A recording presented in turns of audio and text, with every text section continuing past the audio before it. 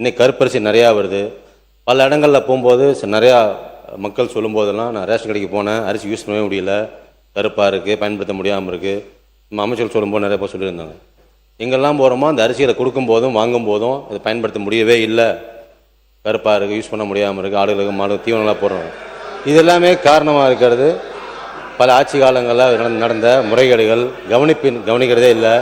நம்ம அரிசி வந்தால் போதும், அரிசி கிடச்சா போதும், அதுக்கு அவங்களோட கட்சிகள் நிமிச்சா போதும் தான் பண்ணுறாங்க. இன்றைக்கும் பல டிபிசியில் இவங்க சொல்கிற தஞ்சாவூர் மாவட்டம், மயிலாடுதுறை மாவட்டங்களில், ஏன் செங்கல்பட்டு மாவட்டம் போனால் கூட, இன்று இருக்கிற மாவட்டம் போனால் கூட டிபி சென்டரில் போனால் அதை டிவி சென்டர் ஓப்பன் பண்ணி கூட கட்சிக்காரர்கள் தான்.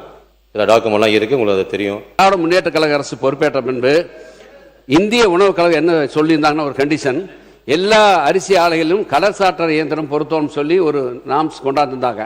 கடந்த காலத்தில் அது பொருத்தப்படவில்லை. திமுக ஆட்சி வந்ததையும் முதலமைச்சர் சொன்னார், அரிசி தரமான அரிசி மக்களுக்கு வழங்கும்னு சொல்லி அண்ணன் ஸ்டாலின் அவர்கள். கடந்த காலத்தில் 376 மில்லு தான் இருந்துச்சு. ஆனால் நாங்கள் வந்தவரை 623 அரிசி ஆலைகளை உயர்த்தி எல்லா ஆலையிலும் கடற்சாற்றல் இயந்திரம் 30 லட்சம் ரூபா 50 லட்சம் ரூபா பெருமான அந்த இயந்திரங்களை பொருத்தி பழுப்பு கருப்பு இல்லாத அரிசி கடந்த மே மாதம் வரை மக்களுக்கு வழங்கினோம்.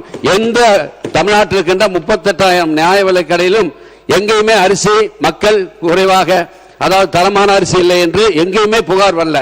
மக்கள் மகிழும் எண்ணம் தான் நாங்கள் அரிசியை வழங்கினோம் என்பதை மாண்பு பேரவைத் தலைவர் வாயிலாக நான் தெரிவிக்க விரும்புகிறேன்.